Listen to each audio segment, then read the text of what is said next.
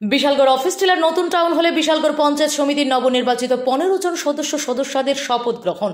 শনিবার বিকেলে শপথ গ্রহণে উপস্থিত প্রদেশ বিজেপির সভাপতি রাজীব ভট্টাচার্য, সিপাহীজলা জেলা পরিষদের সভাধিপতি সুপ্রিয়া দাস দত্ত, বিশালগড়ের বিধায়ক সুশান্ত দেব, কমলাসাগরের বিধায়িকা অন্তরা সরকার দেব, গোলাঘাটের প্রাক্তন বিধায়ক বীরেন্দ্র কিশোর দেববর্মা সহ অন্যান্যরা। বিশালগড় পঞ্চায়েত সমিতির চেয়ারপারসন নির্বাচিত হয়েছেন অতুষী দাস, ভাইস চেয়ারম্যান হিসেবে নির্বাচিত হয়েছেন ছন্দা দেববর্মা। এদিনের শপথ গ্রহণ অনুষ্ঠানে ভারতের জনতা পার্টি কার্যকর্তাদের উপস্থিতি ছিল বেশ লক্ষণীয়।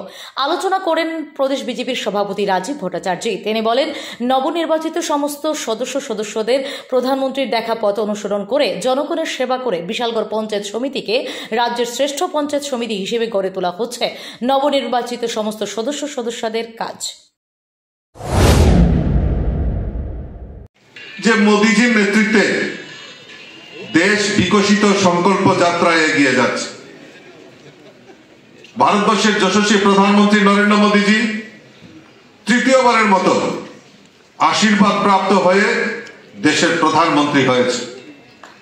আর তার মূল কারণ হচ্ছে দেশের জন্য, রাষ্ট্রের জন্য, মানুষের জন্য যে কাজ করা। তাই মানুষ আমাদের ভারতবর্ষের যশস্বী প্রধানমন্ত্রীকে বেছে নিয়েছেন যে না, এরকম বলিষ্ঠ নেতৃত্ব আমাদের দরকার। এই বলিষ্ঠ নেতৃত্বের কারণেই দেশ বিকশিত জায়গায় এগিয়ে যাচ্ছে।